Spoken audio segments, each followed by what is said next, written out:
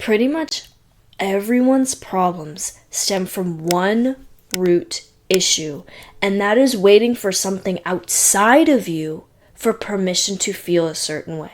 It is almost 2025, and we are still not taking radical responsibility for our minds and for the way that we feel. My name's Emma, and I am a neuroscience and psychology researcher at a top 10 college, and it is time today to understand the biology behind manifestation.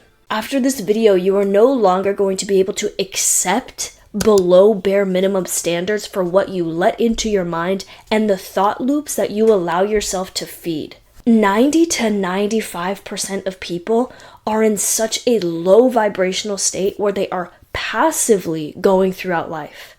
They just react to everything around them without realizing that they can create whatever they want within themselves. In order to attract joy, good relationships, good opportunities, you need to become that person first. Don't you realize that being a human, you are a creator? Because you create these associations outside of yourself. You create the ability to understand language. The exact way that you perceive the world now and all of your belief systems, you created those and you adopted those as truth.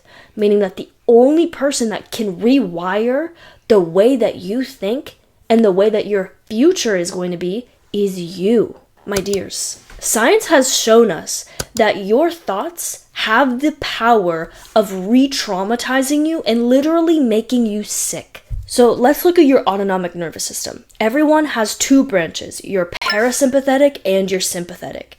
Your parasympathetic is your rest and digest. So this is basically when you're eating, when you're in a state of comfort, when you feel relaxed and you're able to just be at peace. Your sympathetic is your fear response. It's your fight, flight, and freeze. It's activated when your hypothalamus starts to tell your pituitary gland to tell your adrenal medulla to start producing adrenaline. So you get this rush of fear and energy hormones in your body.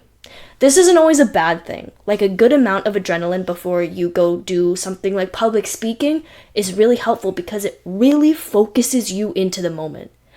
But long-term activation of this system, which is what the majority of people are dealing with in modern society, will cause chronic inflammation in your body. The hypothalamus that I talked about earlier also works very closely with the amygdala. And the amygdala is known as the fear center of the brain, but it also just regulates emotion in general. There have been studies that show that with consistent fear, neurons in the amygdala will start to form larger dendrites. Dendrites are a part of the neuron that allow them to communicate with other neurons. This literally means that the more you tell yourself there are things to be scared of, the more you allow your fight or flight system to be activated without calming it down, the more you feed into that response, the more your brain will be hardwired to find more things to be scared of. What you choose to feed sets you up for what you can choose to perceive more of. This means that we can train our autonomic nervous system and our brains to work for us. This is an exercise that I have done so much in the past that I honestly have found to be more helpful than some therapy.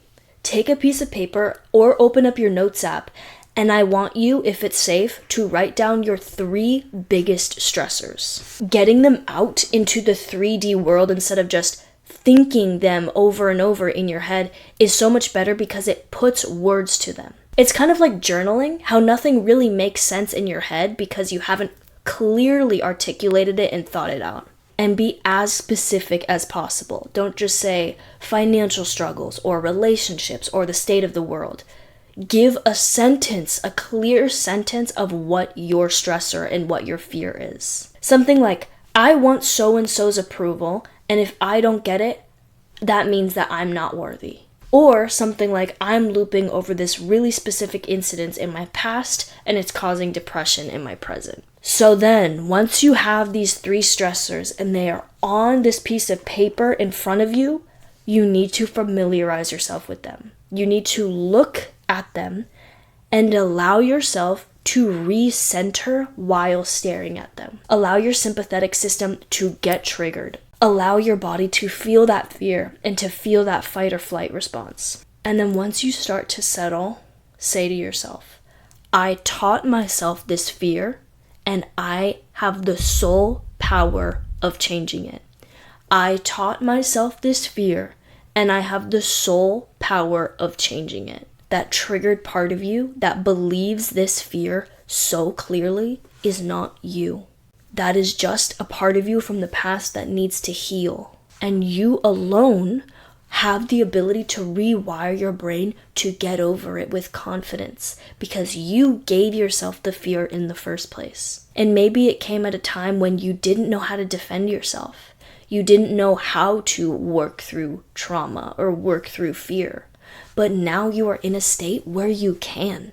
The real secret is you cannot wait for something outside of you to make you feel differently about the way you perceive yourself or the way you perceive the world. The way that you perceive things right now, in the way that you have hardwired your brain, is all due to your actions. Where you are at right now is just a result of all the choices you had made 5 months ago, 10 months ago, 5 years ago.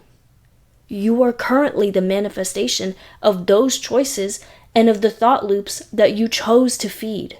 So when you heal internally and allow yourself to pause and reflect on the thoughts that you really want to feed, your external world effortlessly reflects that. When you master your mind, you master reality. When you start to make the habit of pausing and reflecting and saying, hey, is this really something that I want to feed right now? Should I let myself chill? Should my sympathetic calm down before I react to this?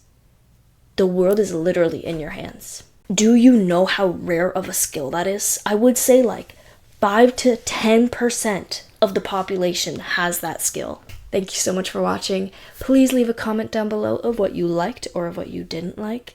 And if you like the vibes, subscribe to the channel and we can be friends. I am wishing you so much love and good vibes on your healing journey, and I will see you in the next one.